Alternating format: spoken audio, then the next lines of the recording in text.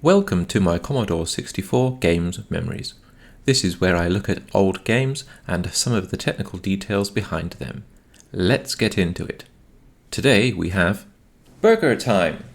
So this was written by Lee Brain with music by Chris Cox and published by Interceptor Micros in 1984.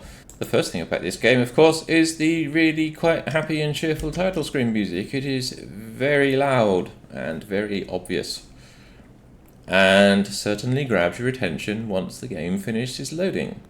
So of course this is kind of very similar to the arcade Burger Time. The original Burger Time, of course, was by Data East, and this is definitely not an official port. But to be honest, things were like that back then, back in the old days. Ideas were borrowed, quite obviously borrowed, in inverted commas. But generally speaking, this game is, quite cheerful and playable and relatively well put together for the period of time that it was published in. The animation, the quality of the graphics is, fairly typical.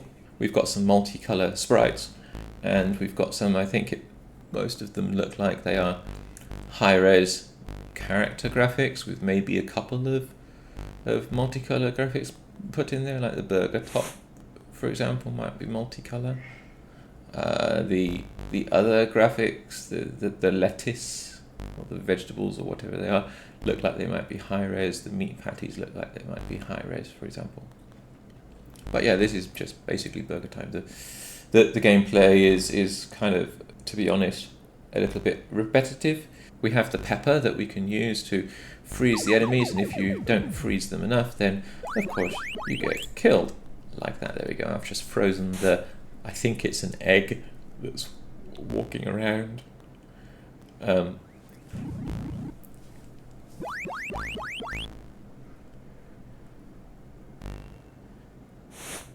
So there we go, we've only got one egg.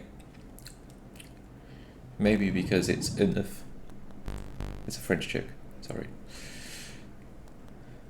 Why do French people only eat one egg? Because one egg is an œuf. It's a play on words. I'm sorry, it's a terrible joke.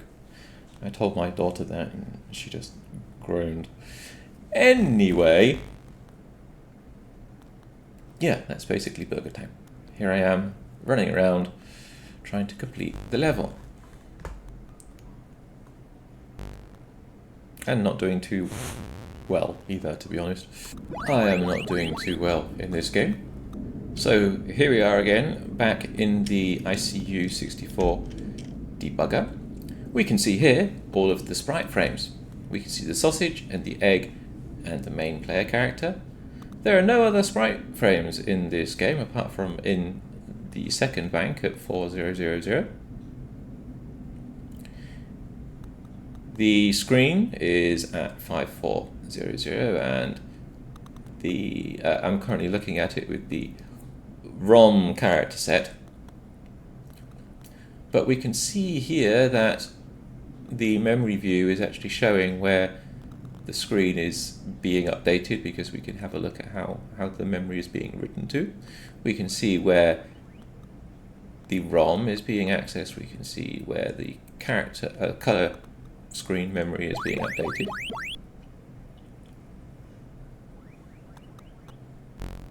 We can see where the character set is now. It's at 5800.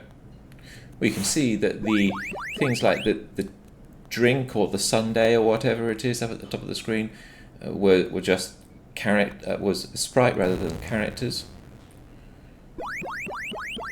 We can see what looks like where most of the code is situated within this game. There's quite a lot of empty memory higher up as well, although we can see where the level definitions are here. Now this is really interesting, is that at 8000, about 8400 in hex rather, we can start seeing what looks like some text encoded. It looks like line numbers with some mnemonics, which are the three-letter abbreviations for opcodes, and we can see some other data, for example, like memory addresses or label names. Now I'm just having a quick look at this memory just to see if we can notice any pattern to this. It looks like it should be full lines in kind of like a line numbered base, kind of like a line numbered system for assembly language, but when I start looking in the memory for the structure for this, I cannot really see any linkage information. So this might be some kind of like partial memory left over. It may not even be memory for this game. It might be assembly language left in memory from a previous build or from whatever the previous code that the programmer was working on at the time. But basically, sometimes this kind of thing creeps in because people don't normally completely reset and turn off and on their computers. They just usually hit the reset button, for example, or they load multiple things in at the time to assemble or compile the game that they're working on. I also used to do the same kind of thing. I used to have an in-memory 6510 Plus, I think it was, assembler, which was on the Commodore Disk User magazine.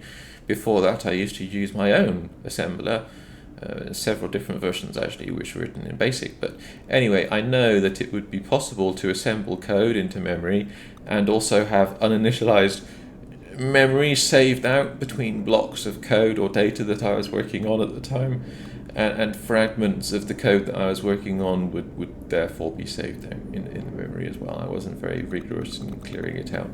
Here I'm looking at the structure. I think it looks like line number, opcode, followed by memory address or label, and maybe a comment. Maybe the X is for the end of line. Maybe the semicolon is also for the end of the line, for example. So if anyone knows or thinks that this looks like a familiar assembler in memory format for assembly data used by a particular assembler, then please do drop me a note in the comments below, and I can look at it further. But to be honest, I'm not going to delve too deeply into trying to figure out what all of this is. I mean, even what looks like line numbers aren't always in sequence throughout memory. So this very much does look like just a dump of raw strings, and then these raw strings will then get pointed to by other, like maybe a linked list or something like that. Probably a low high and next to low high memory address, and then a next and previous memory address pointer, or maybe a string length in there as well, right? Here's another fragment of assembly language sitting somewhere else in memory, a little bit higher up.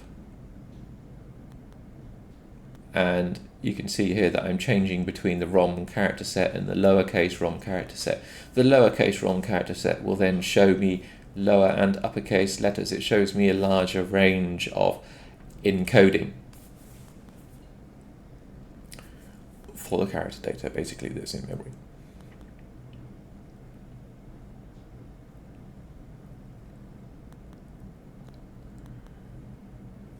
I'm still relatively intrigued by for looking at this assembly language data, but not so much intrigued that I'm going to spend too much time looking into it. Anyway, so that was burger time for the Commodore 64. If you like these retro games memories videos, then please do consider liking or subscribing to this channel, and I hope to add a lot more content later on. Take care, have a great day, wherever you are.